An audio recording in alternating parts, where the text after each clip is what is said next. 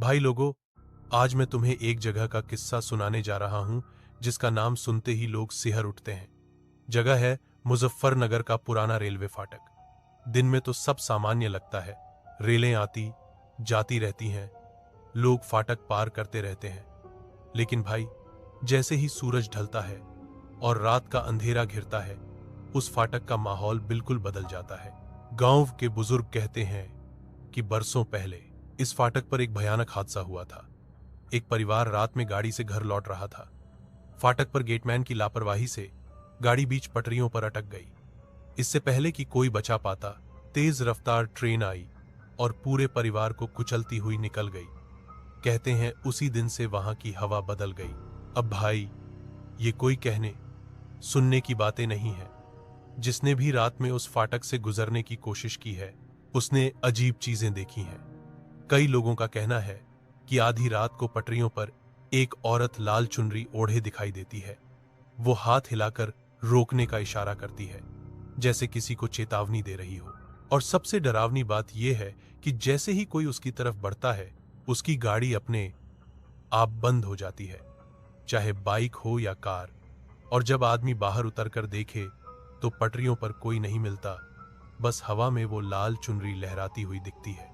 भाई, सोचो जरा, अगर तुम आधी रात उस सुनसान फाटक पर अकेले हो और सामने से ऐसी औरत दिख जाए तो क्या हालत होगी।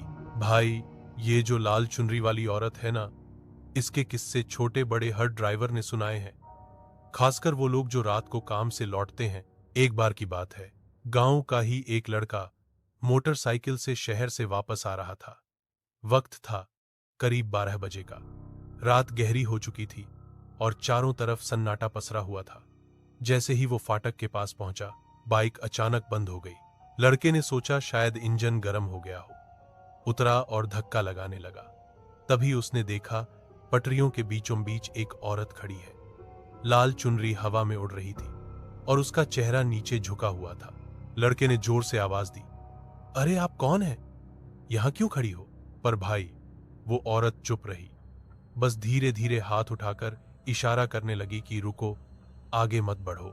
लड़के की तो हालत खराब। डर और गुस्से में उसने दोबारा बाइक स्टार्ट करने की कोशिश की, लेकिन बाइक जैसे जिद पकड़कर बंद पड़ी रही। और तभी अचानक उसके कानों में बच्चों के रोने की आवाज गूंजी, जैसे कहीं पास में छोटे बच्चे एक साथ चीख रहे हों।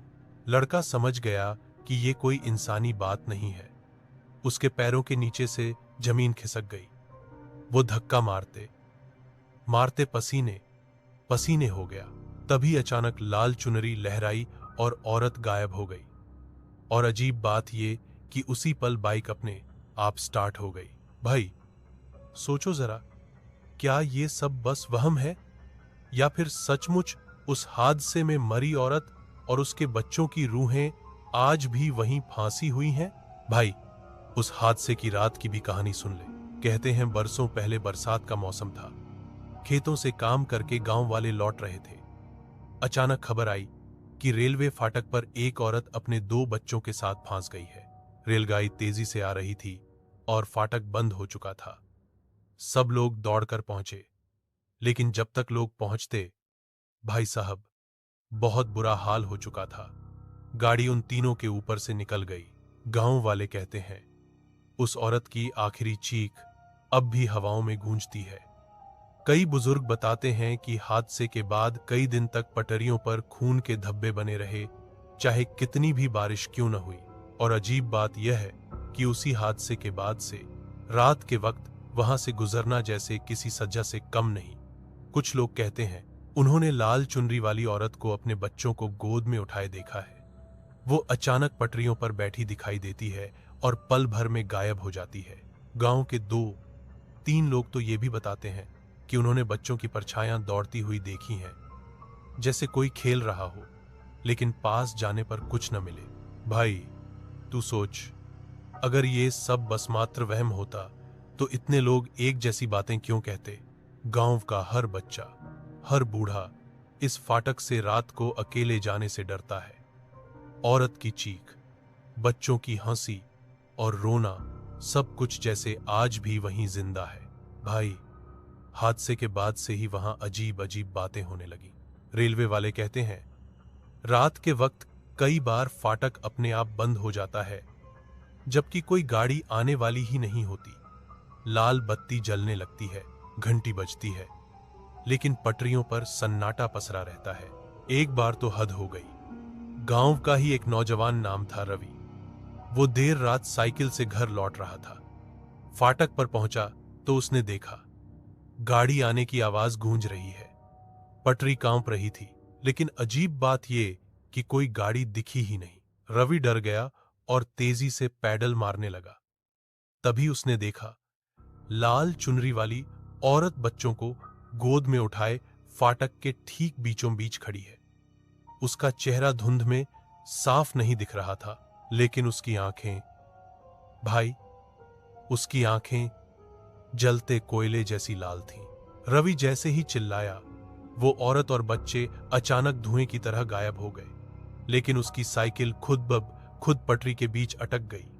वो बेतहाशा भागा और किसी तरह अपनी जान बचाई।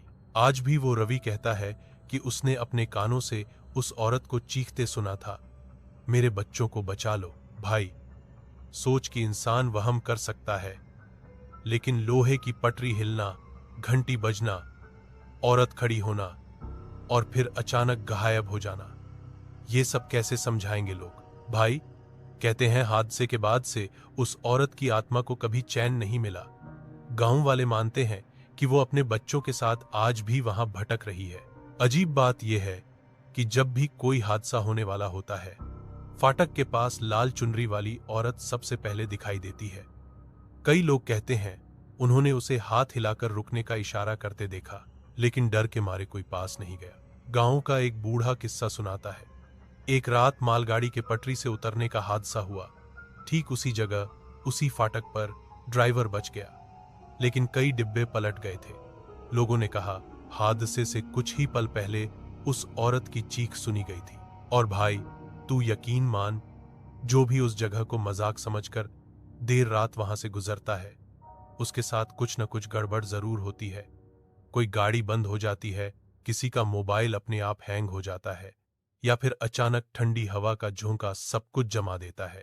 कहते हैं वो औरत आज भी अपने बच्चों को ढूंढ रही है। कोई उसकी मदद करे तो शायद उसे चैन मिले, लेकिन कौन करेगा भाई? किसमें इतना दम है कि उस फाटक पर जाकर रात में खड़ा हो सके? हम गांव वाले तो मान चुके हैं वो जगह अब सिर्फ लोहे की पटरी और फाटक नहीं है।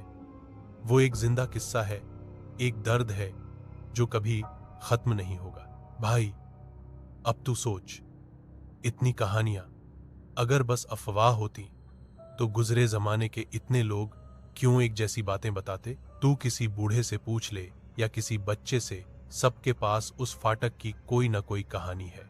रेलवे विभाग ने कई बार वहां चौकीदार रखे, लेकिन कोई टिक ही नहीं पाया। कुछ कहते हैं रात के 12 बजे के बाद वो औरत बच्चों संग दिखाई देती है और धीरे धीरे फाटक के पार चली जाती है। जिसने भी उसका पीछा करने की कोशिश की, या तो बुरी तरह बीमार पड़ा या फिर किसी हादसे का शिकार हो गया। गांव के लोग आज भी मानते हैं कि वो जगह श्रापित नहीं, बल्कि अधूरी आत्माओं का घर है। वो औरत अपने बच्चों को ढूंढ रही है, और शायद जब तक उसे सुकून नहीं मिलेगा, तब तक उस फाटक पर सन्नाटा और खौफ यूं ही पसरा रहेगा। भाई, अब तू ही बता, ये सब झूठ है या सच्चाई? लेकिन हां, इतना तो साफ है कि रात को उस फाटक से गुजरने की हिम्मत किसी में नहीं होती। औरत की चीखें, बच्चों की हौंसी, अचानक बंद होती गाड़ियां, सब कुछ आज भी वैसा ही है।